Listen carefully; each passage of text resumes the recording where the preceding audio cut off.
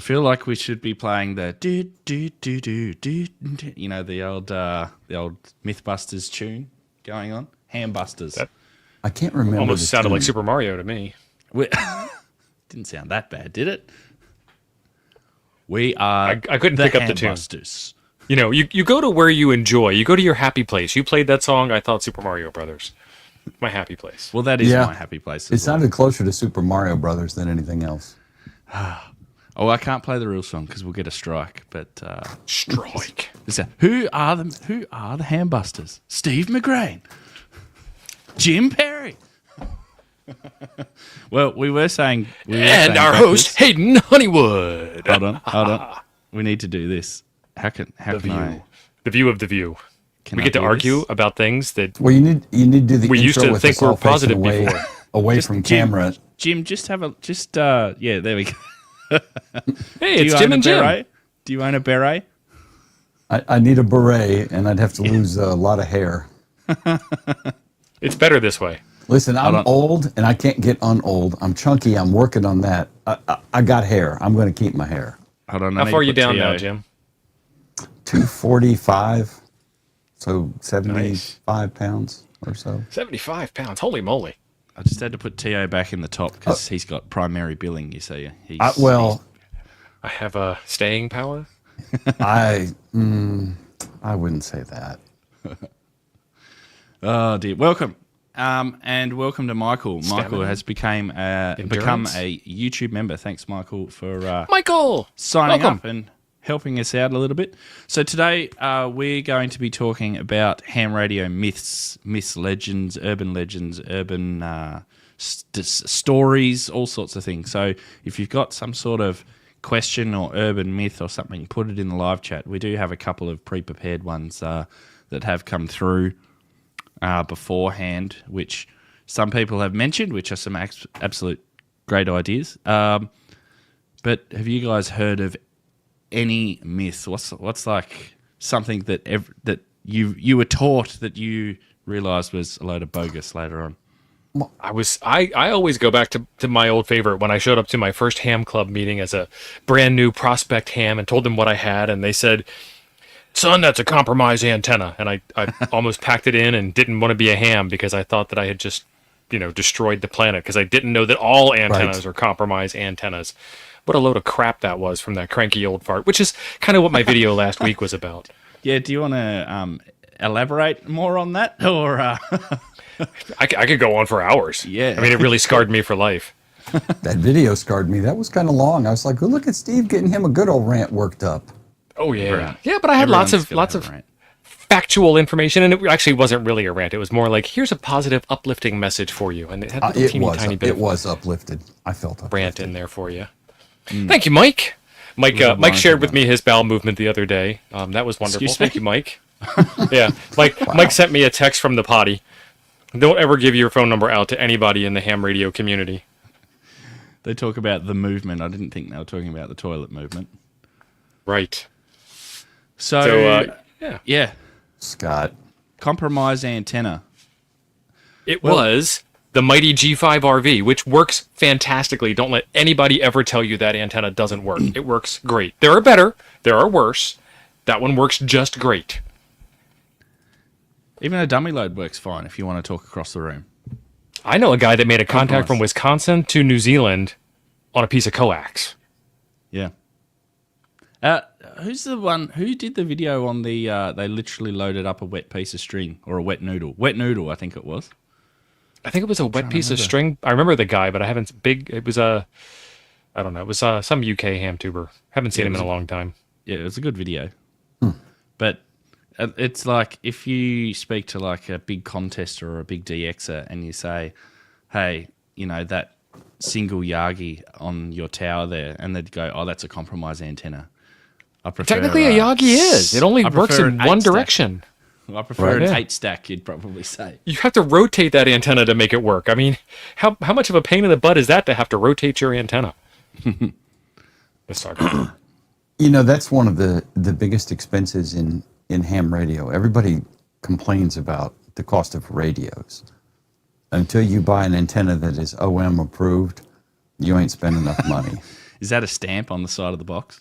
This is That's OM right. approved. OM approved. Well, I mean, Tio's right. A Yagi only works in one direction, and maybe on the backside, but so I need a Yagi for every band. Technically, if it works off the backside, then the Yagi's not doing its job, since that's supposed to block signals from the Supposed to backside. be. So you have a failed Yagi antenna.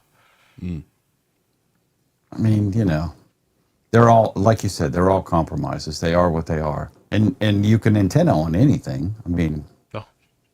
Well, we've seen proof of that. I mean, how many ham tubers, and I'm not going to name names, have done videos about watch me tune up a baseball bat or a American-made awesome piece of mechanical black hardware, and I think he got in trouble for that. That guy. And Yeah, YouTube slapped me on that one. lawn chairs. We're talking about those things that are illegal in Australia. and New Zealand. Yeah. But I mean, you can antenna anything. So the whole compromise antenna is like, there's no perfect antenna, right? Well, there's a theoretical perfect antenna, but that's a theoretical thing. Right. Theoretically, I am the perfect male human being. Theoretically. Practically, though, Wow. Practically, not so much. I mean, in my head, You can run flat theoretically, out for do 5 have minutes to- before your hands become numb. I can Well- take out Usain Bolt all day. I mean, we could talk to Mrs.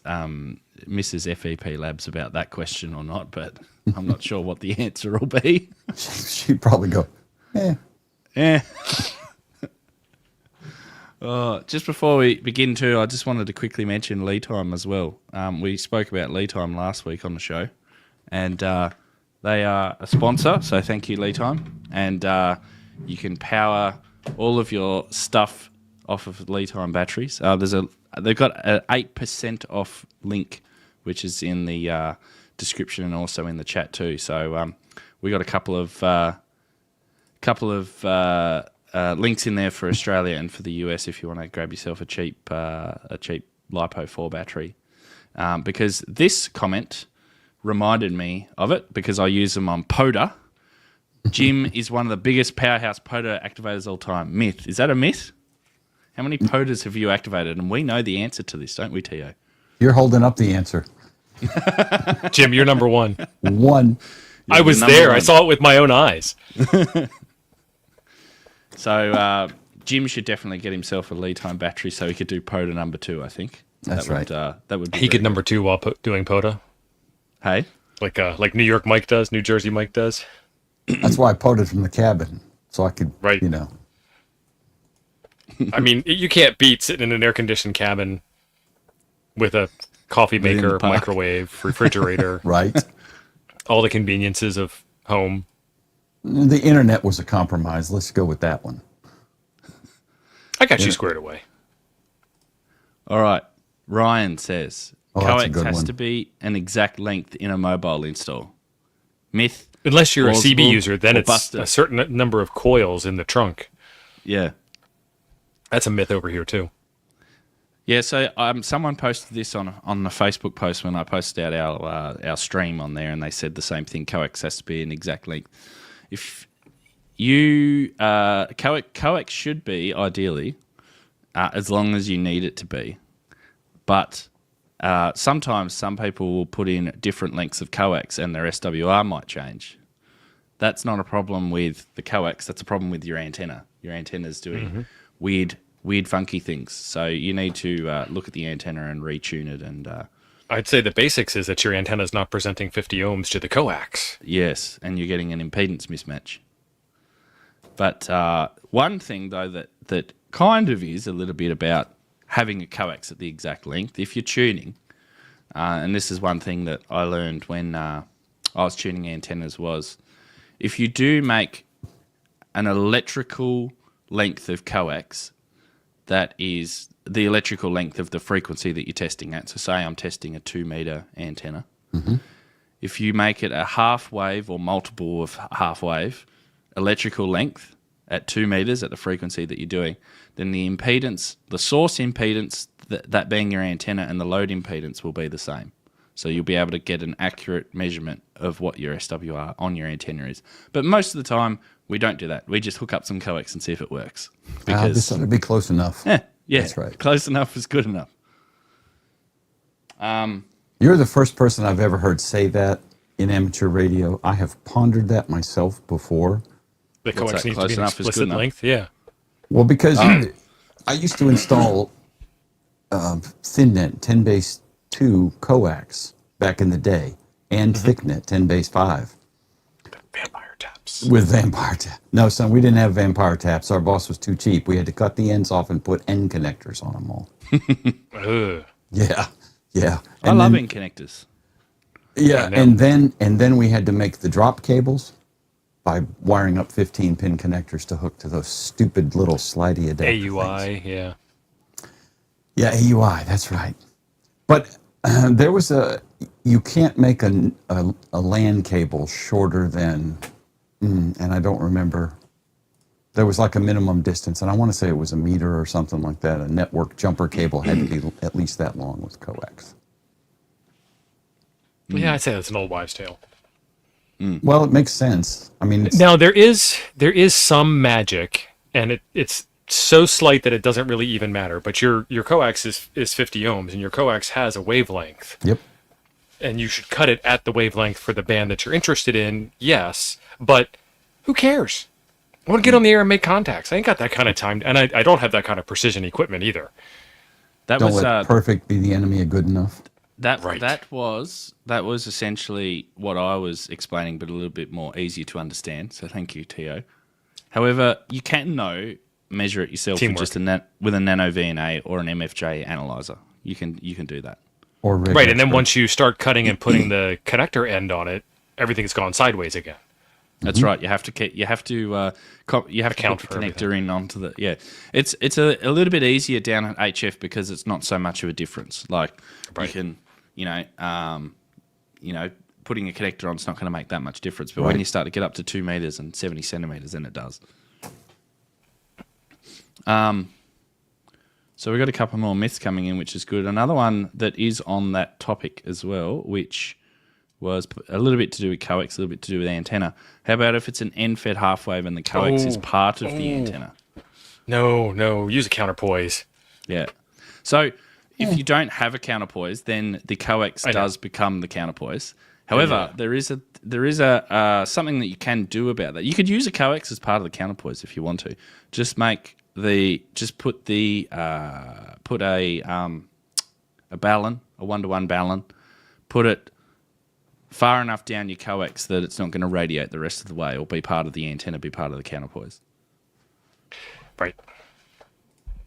And again, that's a specific length from the antenna feed point. Well, there's all sorts of debates about what length that is, but a lot of the research that I saw was the minimum length was, or a length that a lot of people use is 0.05 of a wavelength at the lowest frequency that you're going to use. So if it's 80 meters, then that equals 4 meters.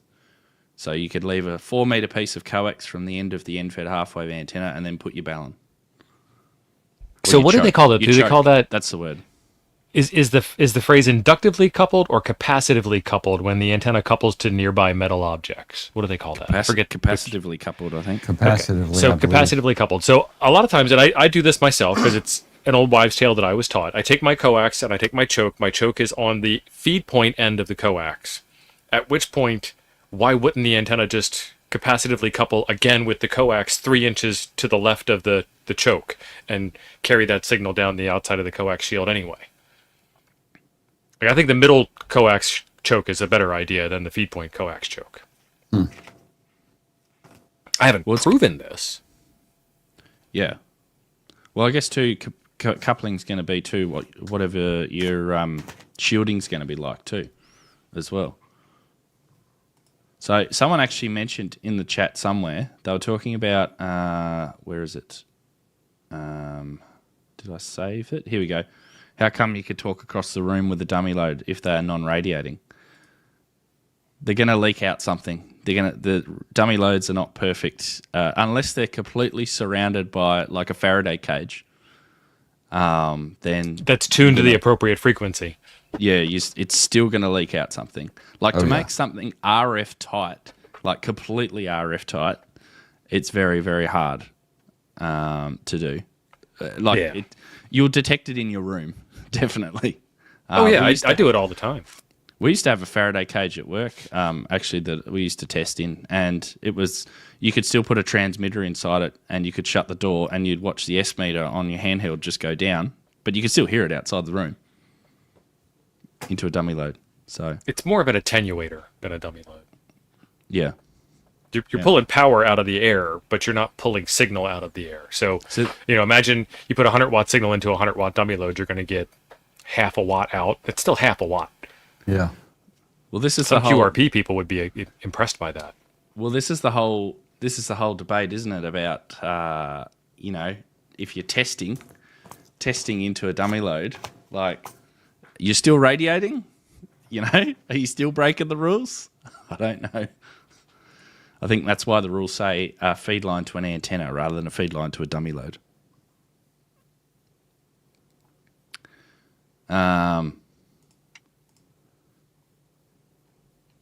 There's a couple of others.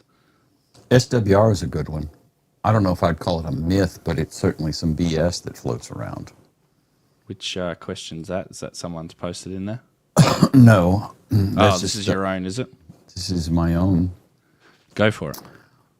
Well, so in the CB world, even back in the 70s when I played with CB and found out that there's no cute girls on CB. You were on the wrong CB, brother. What? Weren't you on 27 megs? They were all on 27 megs. Not in Kankakee, Illinois. They were all like middle-aged, lumpy. Yeah. Stop while you're ahead. I'm stopping. What's wrong with that, Jim? Stop while you're ahead. Well, I wasn't middle-aged and lumpy back then. So, but anyway, they worshipped at the altar of SWR. And I think with amateur radio, you have two camps about SWR. And I it's not really a myth, but it's like, Michael Meyer, I mean, I'm less lumpy than I used to be, but I'm still lumpy. You have the people who only pay attention to SWR, and you have the people who are like, oh, SWR doesn't really mean anything. A dummy load radiates, and will give you a perfect SWR, but it's not going to radiate much, or something like that. And I think that's the biggest myth, is that what does SWR actually mean for your antenna system, and is it useful? And you've got two camps on that. The hardcore, yes, it's useful, and the no, it ain't useful. And I'm like, it can be useful. It's an indicator of what's going on. A 1-to-1 SWR does not mean you're having a perfect signal day, though, necessarily. No, you need to test that practically, don't you? Well, yeah, and Hollywood, and I don't think he's here, but Hollywood has made that comment that a dummy load has an SWR of 1-to-1, and a lot of geezers will throw that one out too. But well, see, I operate in I like to operate in return loss figures, which essentially you can convert to SWR. It's the inverse, yeah.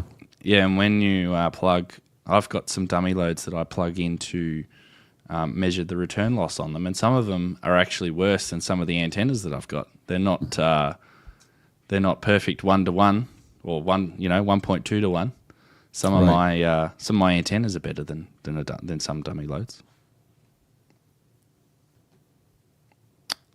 Right, there's a few people that are already busting their own myths in the chat, which is great.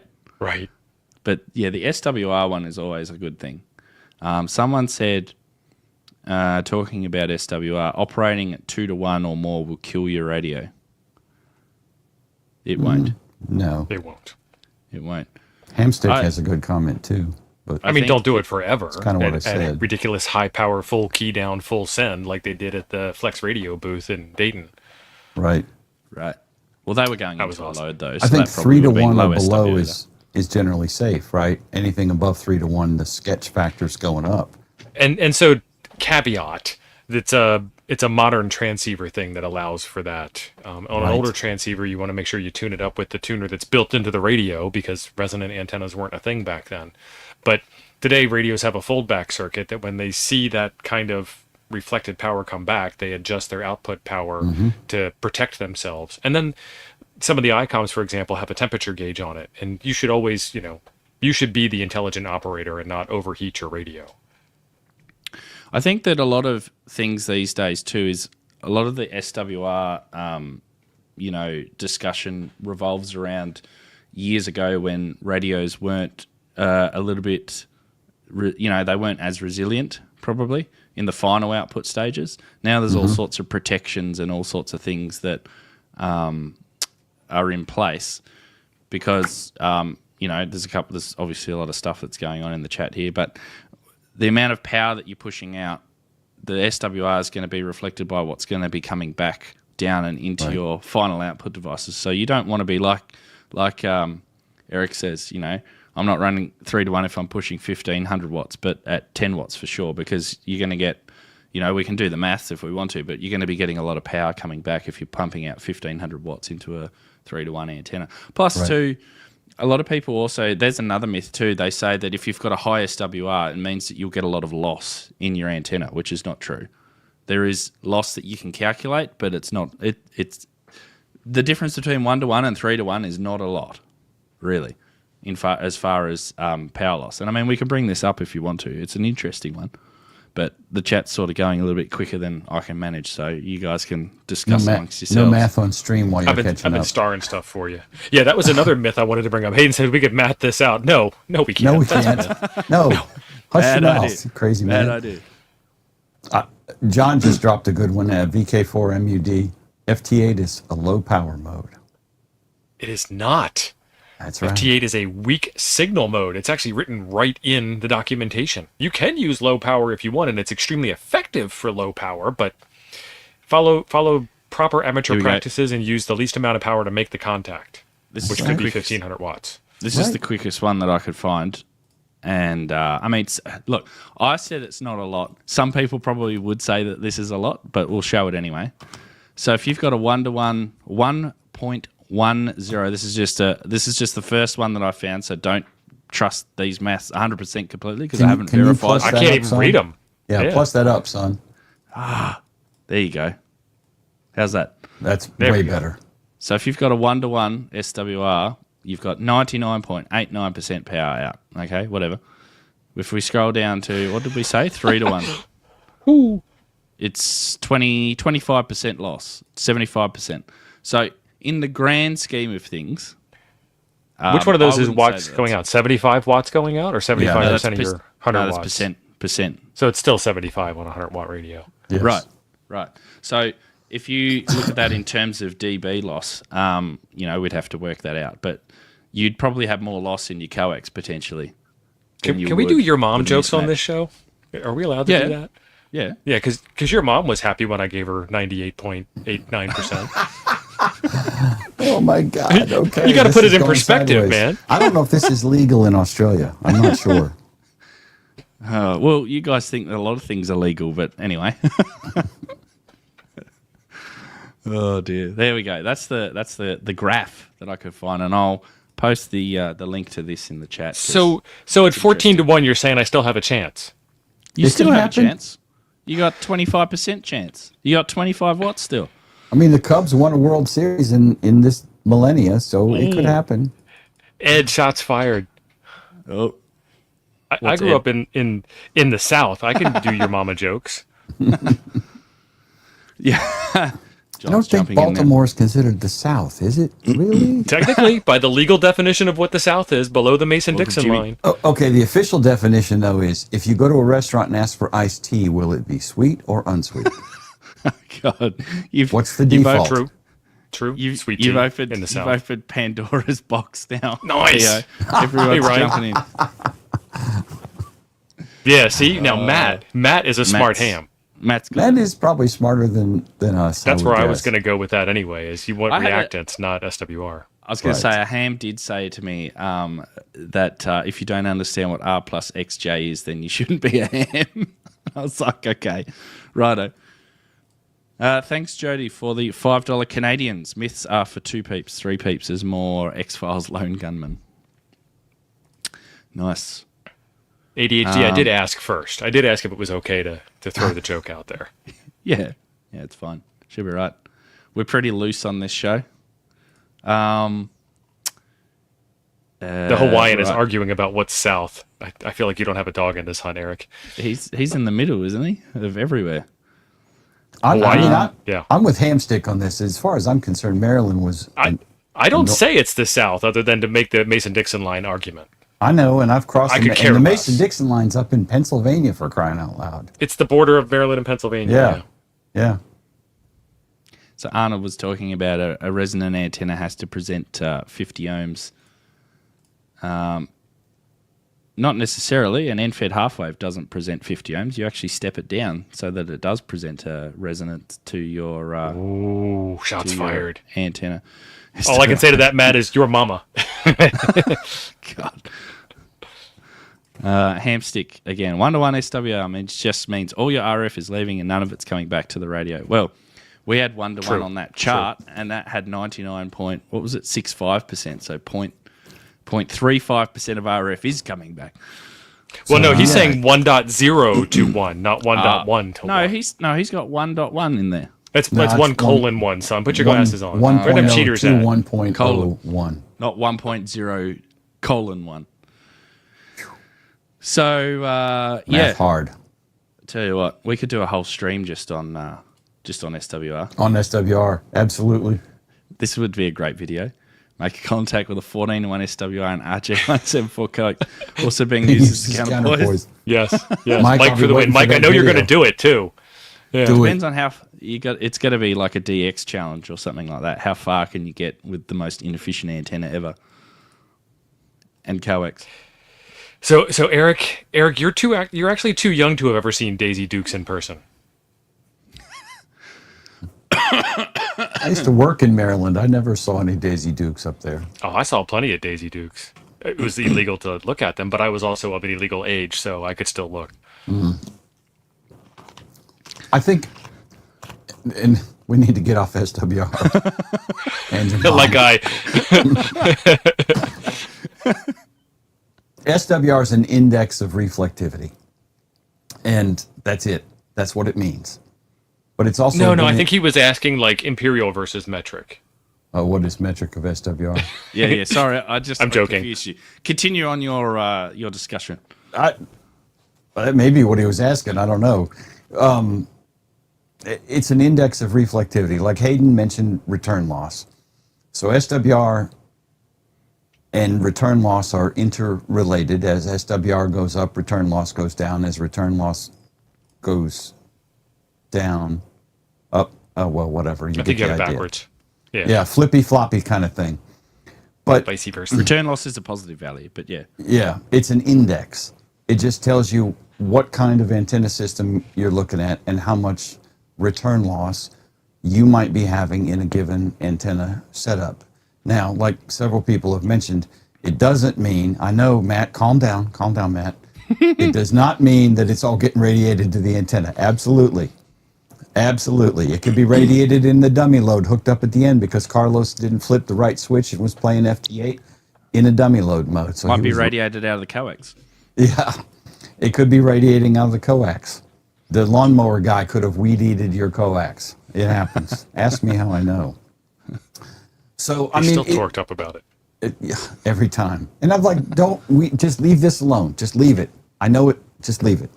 Anyway, it's an indicator. And there are other factors, absolutely. But I still think SWR is a useful tool. But it is a tool. It is not the be-all, end-all, whatever. So... Is that the number phi? I don't get that, so... The divine ratio? I think it's just very, very accurate. Because I always thought the number phi was 1.5, and somebody the other day said 1.618, and I was never properly taught. I only read it in the Da Vinci Code, so the Yes. golden ratio. Okay, yes. Yes. Golden ratio. Yes. No, that's a myth. Nope. The Sorry. HD. Perpetrated I'm by gonna ban him. Europeans. Yes. Europeans and a whole whole country of criminals. It's a The myth. power of mods compel you. Get out of here. Well, you know Gone that with- solder is something else, right? Yes, Yes, I know. I do. Let's That's not go there. that's exactly Let's the not go reason there. why I say it, because it tweaks off all you Europeans. Oh dear. I mean, I translate in my head to real English, and Matt, we agree. It's I like using return loss. just said that. Yeah, it's good. It's good. All right, let's get off SWR. Like I just got off. Let's go to something that's not controversial. How about an HC over 8 watts End for of frying your stream. brain? Oh Lord. No, it won't. You'll be fine. Oh, Mike, bam, right back at it. Okay, what should we do next? I got a whole bunch starred for you. Yeah, Oh, I know, nice, Jim. I know, I'm going through. Is it a myth that there is a new sound fob being built for All Star? I don't know. I saw some info. I saw it with my own eyes. Yeah. Not sure about that one. We'll have to, It may or may not make it easy for you to get the COS out of the CM108. If y'all know what that means, then slide into my DMs and let's talk. slide into your DMs. Oh dear. Oh Moving my. on. Oh my. No one uses Morse code anymore. That is Yeah, a myth. don't tune below 100 on any band. Yeah. No, Morse code has. Isn't it funny that when something doesn't become a requirement anymore, that all of a sudden it becomes a Super popular. A thing. Yeah. yeah. Was it a requirement of your license, Hayden? Yep. They What was the dropped that- speed? We dropped the requirement for code like I'm trying to. I want to say 20 years ago. I think we dropped the requirement for code, and I got licensed a year before they dropped the requirement. But I didn't have to do it because I was on the lowest level of license, so I didn't actually have to do it. But it varied depending on what license you decided to get. It was like 10, Yeah. 15 words a minute or something like that. Malls there we go. gotcha. Yeah, I So- can't remember. So here's the thing. Here's a myth that I'm going to promote myself. I believe that 5 words per minute Morse code made more people not interested in Morse code, loathe it, hate it, despise it, than removing Morse code from the tested. 5 words per minute Morse That's code painful. is painful. Like you have a chance to think about what you had for lunch 3 weeks ago between the units of a letter that's being sent. Like if I send you the letter S, my mind's already drifted. It's gone. Sorry, what? Exactly. Yeah, you haven't even I finished lost it track yet. of the conversation. I mean, hell, Yeah. you'd fall asleep during somebody's call sign. Especially if they have a non-CW friendly call sign, right? Nothing against those that send it 5 words a minute because that's usually those who are learning, of course. But Totally. yeah, no, it's Learn just faster. funny. We'll probably be talking about this in 20 years when like FT8 will become boring to people, and then we'll be on to the next thing that's killing ham radio. Sometimes I think ham radio is killing ham radio. It is, of course, it is.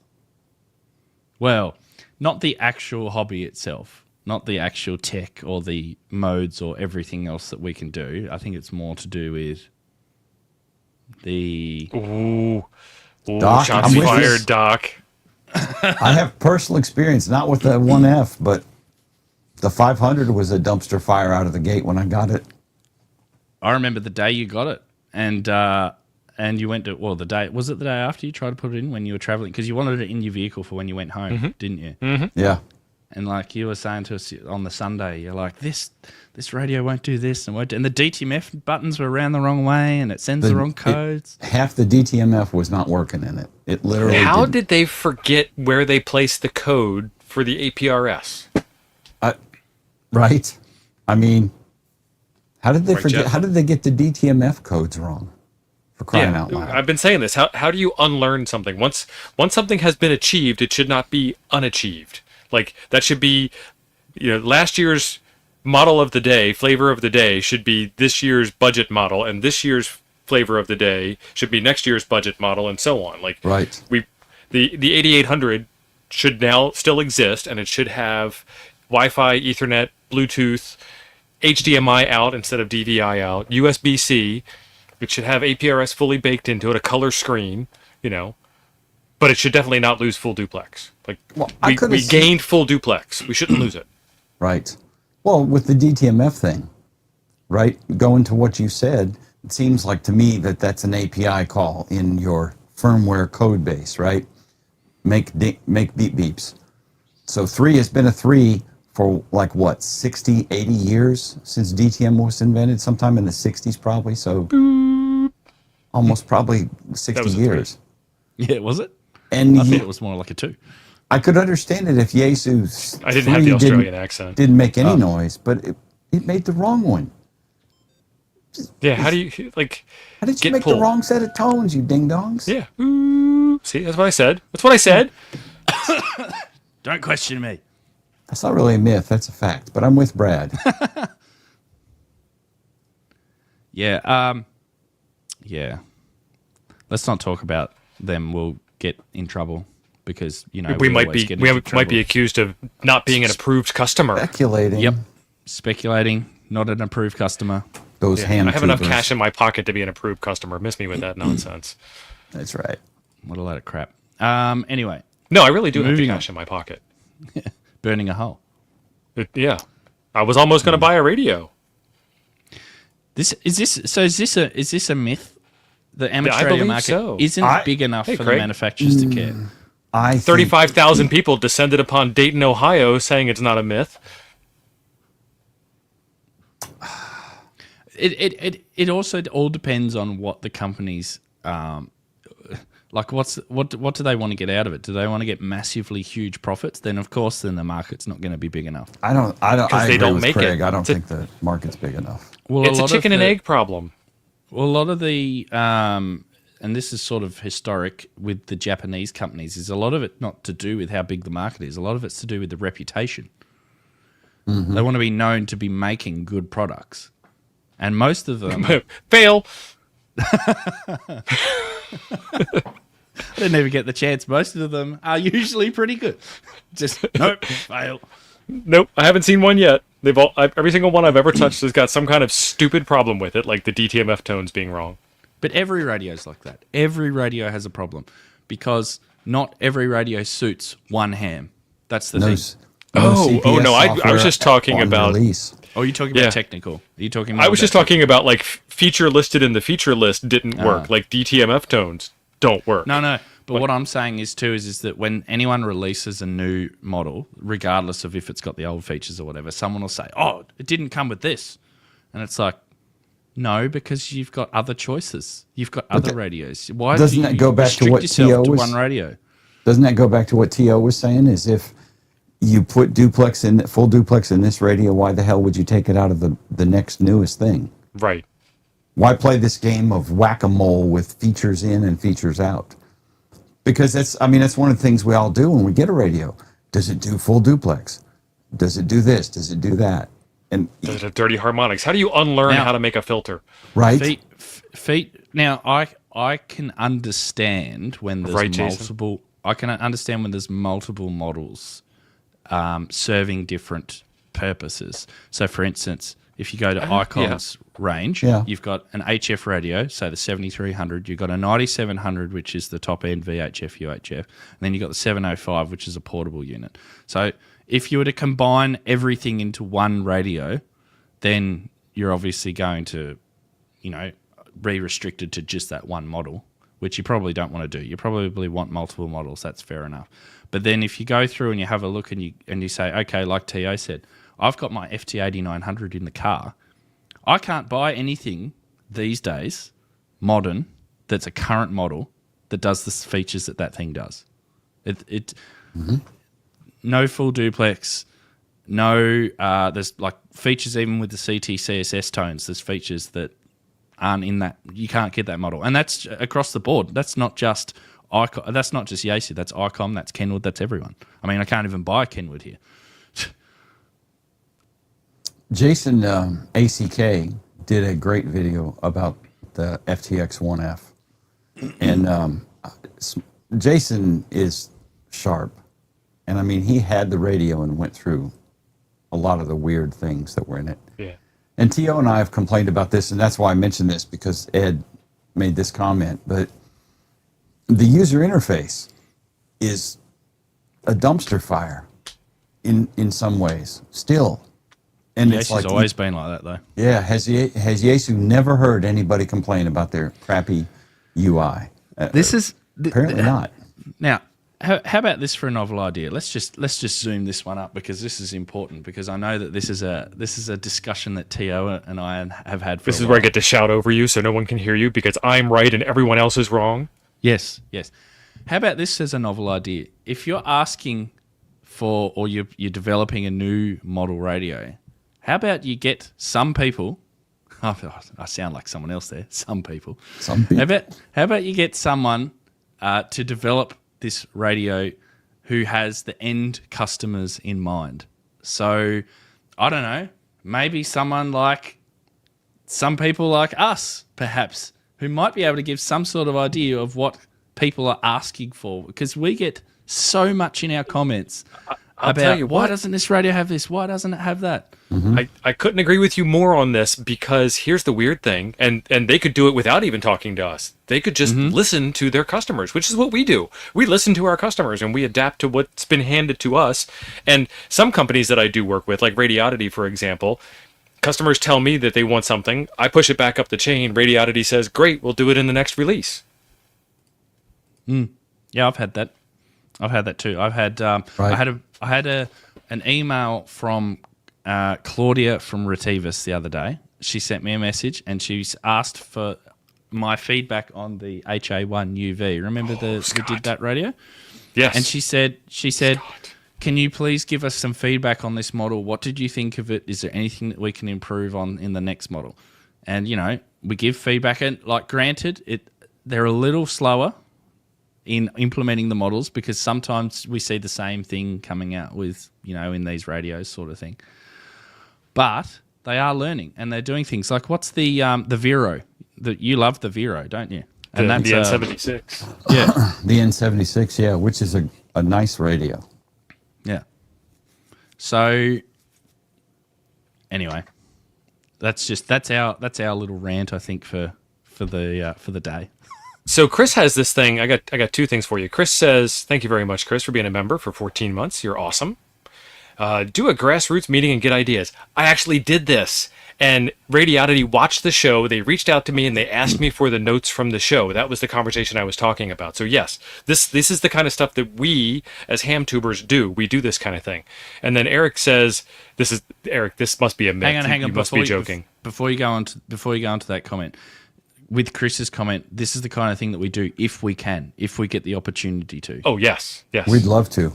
And certain manufacturers don't give us that opportunity, which is where I was going with Eric. They just get angry. Yaesu did not listen to us. Mother Japan does not listen to the lowly American customer. Who do they think we are? Somebody who has an opinion? What about us? Don't forget about us.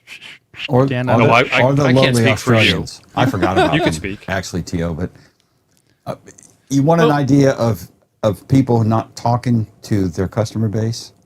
D-Star is a prime example of people who don't use their own product. That whole invention and the way that's implemented is the most complicated thing in the entire world. DMR's worse, I think, than D-Star. I'm going to leave DMR. I agree that DMR is worse, but that was not I'm made for actually ham going to radio. say Yaesu Fusion's pretty good, unfortunately. I Yaesu have to give them a little Fusion. credit. Fusion's all right. I got to give Yaesu massive credit for that. They got that one right. Odd. But They must have contracted it out. D-Star is just way overly complicated. It does a lot of cool stuff, but it's like, oh my God, this is complicated. DMR, absolutely concur, and you can throw P25 and NXDN in there with DMR because they're all first cousins. But it also wasn't made for ham radio. It was made for business, fleet management, public safety, fleet management, that kind of stuff. So, But I think what we're trying to say too, in point to what Eric's saying here, is we're not saying that one radio with everything in it. But if you've got a comparable model, so like Jim's FTM 500, compared to like an older model of the FT8900, which is an evolution basically of what they're continuing of, and then they just drop a feature out, and it's like, well, hold on, I want to upgrade. I want to upgrade my radio. It's like my iPhone. They don't drop features out of my iPhone. They don't just go, oh, well, we'll drop Wi-Fi out because you don't need that anymore. It's like, well, no, you continue. It's continual evolution of that product. It gets better and better and better.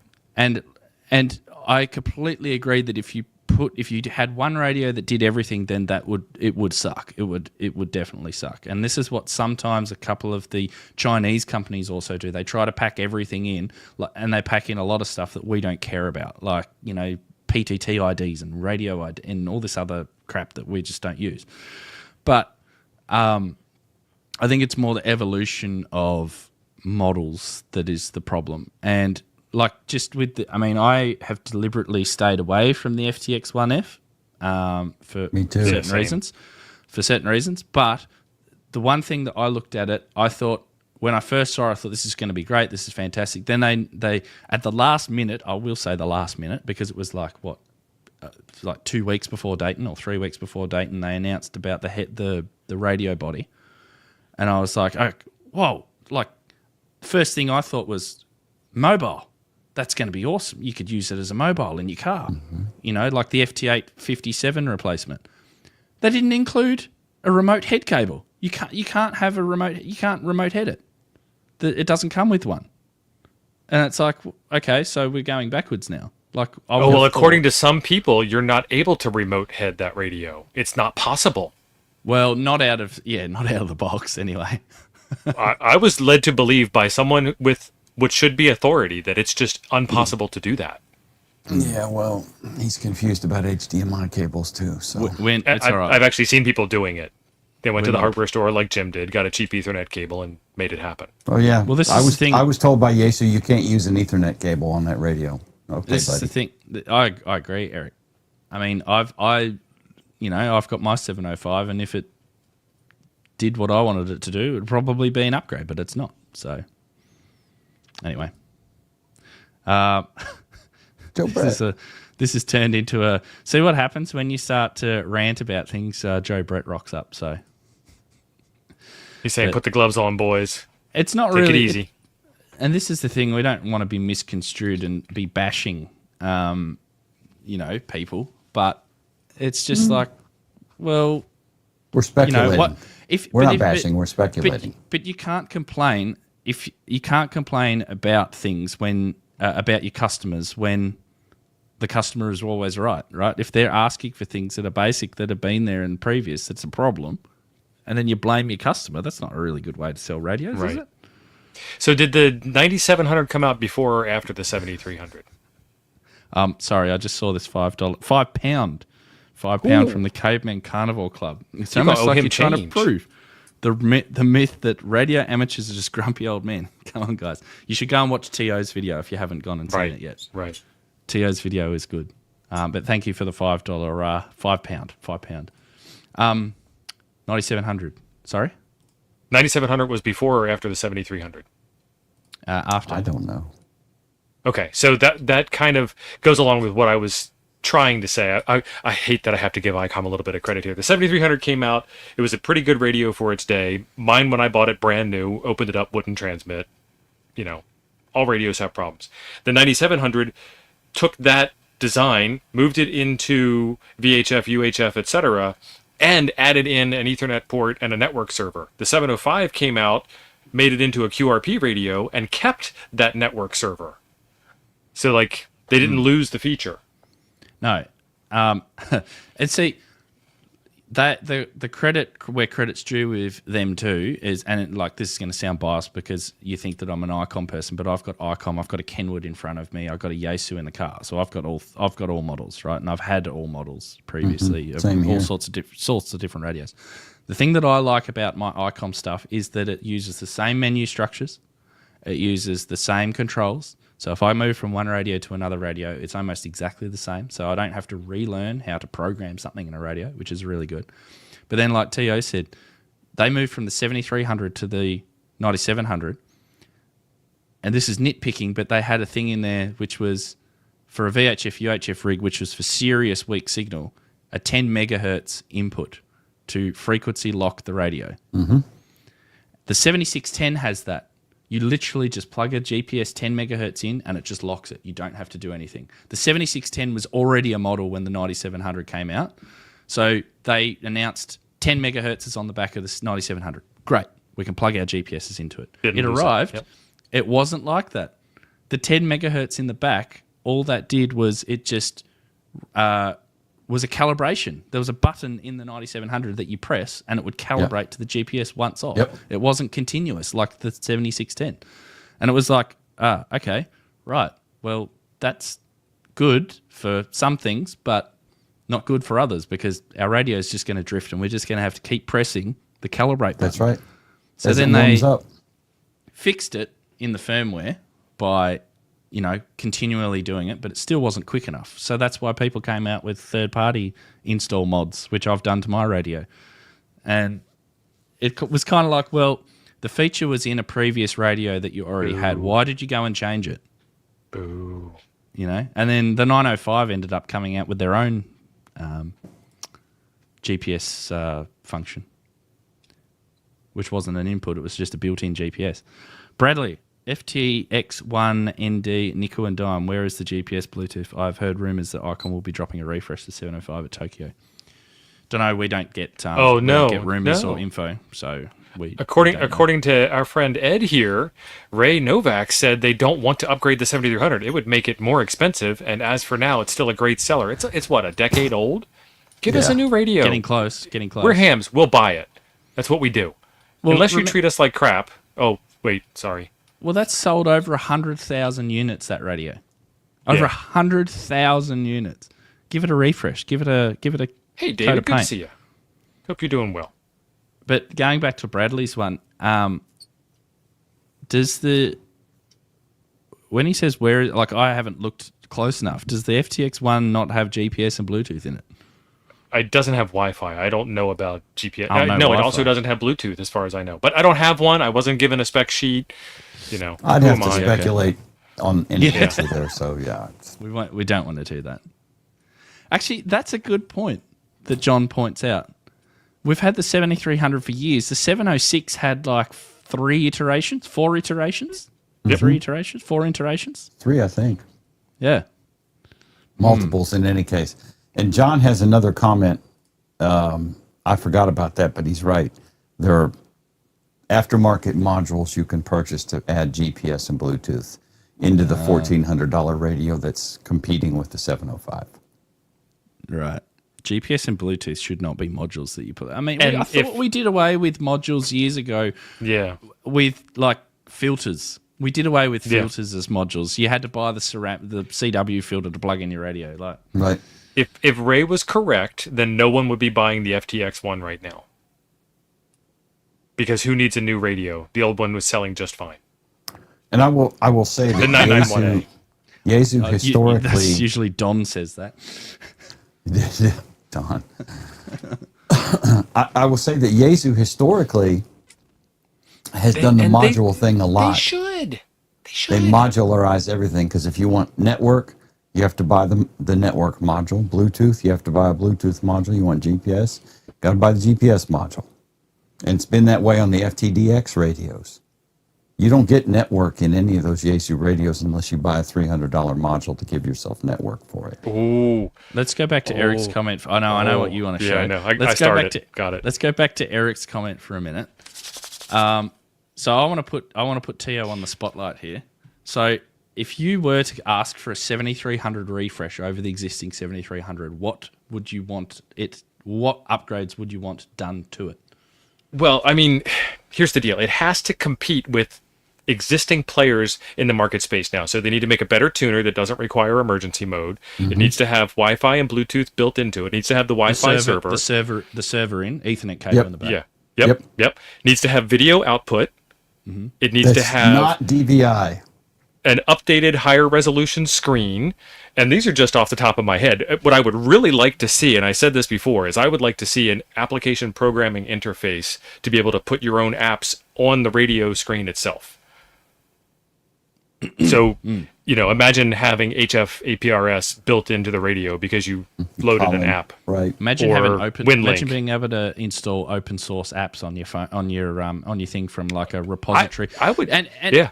like ICOM could say, oh yeah, but that'll break people's radios. It's like have something like an Apple Store where you have literally a repository of apps that people can submit to Yes. and put it on your phone. Oh, put it on your phone. Put it on your There's- radio. Right. There's this saying out there, it's called success leaves clues. If only someone had done something like this before that we could borrow the idea from. All the best ideas are stolen, aren't they? Sorry, Yeah. not stolen. I mean, Borrowed. like Nintendo did this in the 80s. We're beyond not allowing people to write software for hardware. But Mike's right too. The 7300 doesn't compete with the Yaesu models for receive. The Right. receivers. I'd agree Receivers with on that. the Yaesus are just so much better. But I would prefer functionality in a menu system over a receiver.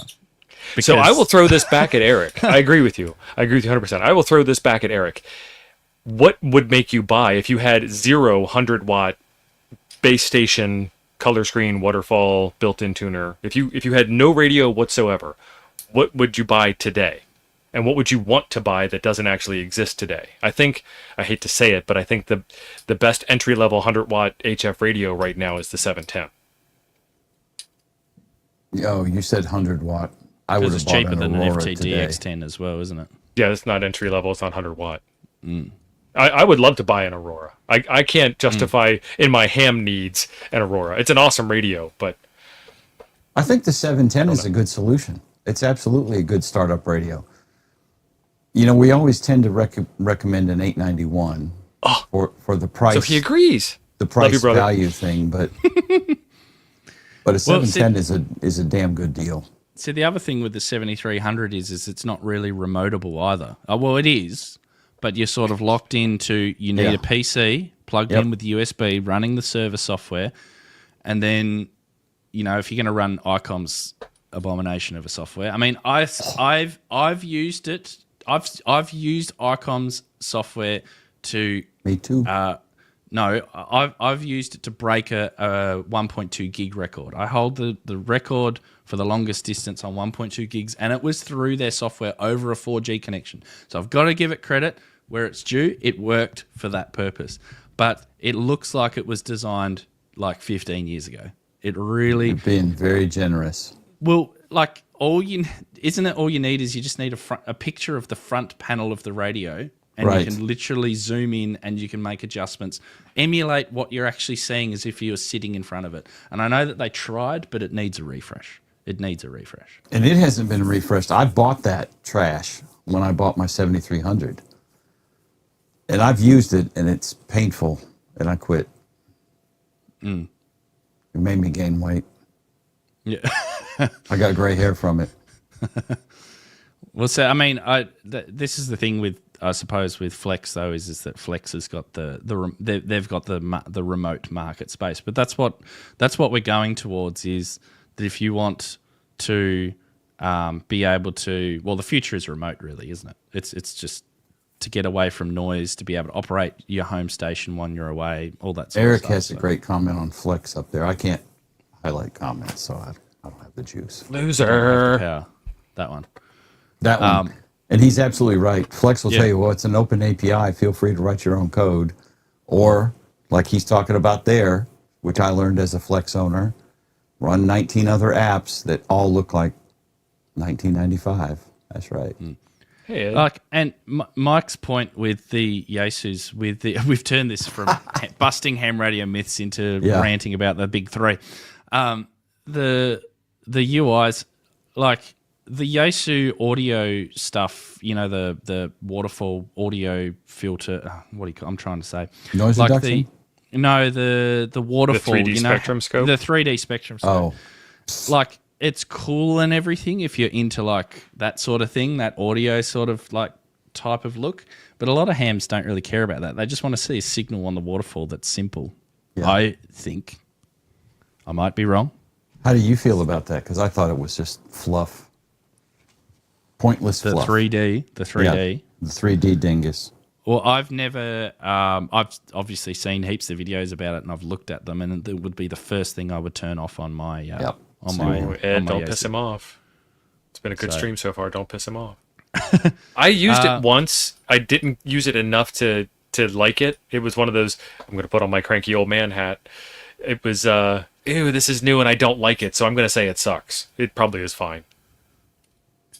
Let's go through a real quickly. Let's go through some comments here with and I know there's one comment that Tio wants to get back to.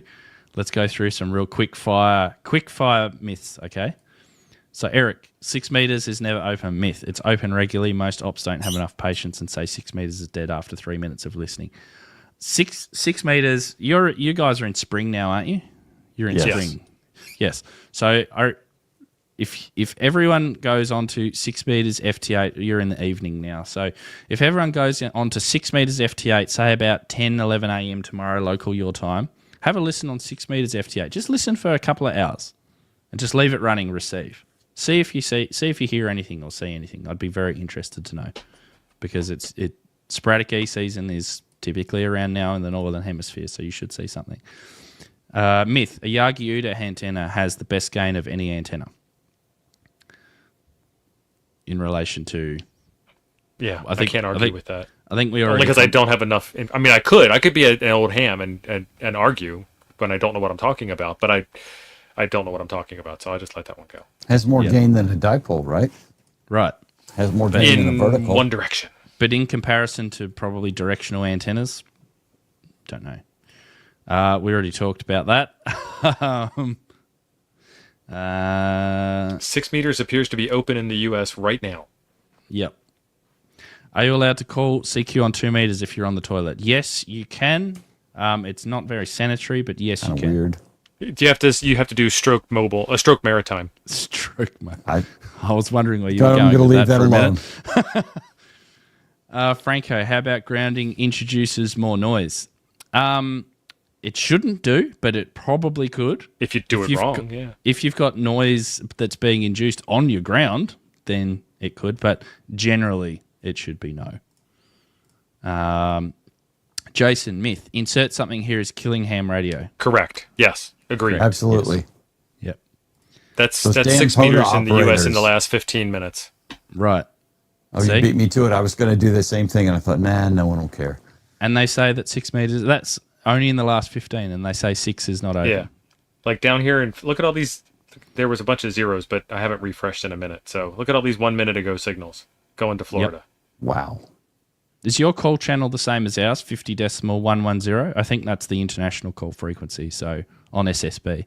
I have no idea.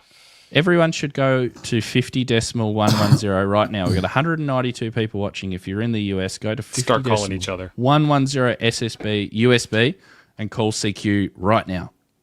After the show, after our show. Oh, I need to jump off the show, by the way. I got to jump onto a net.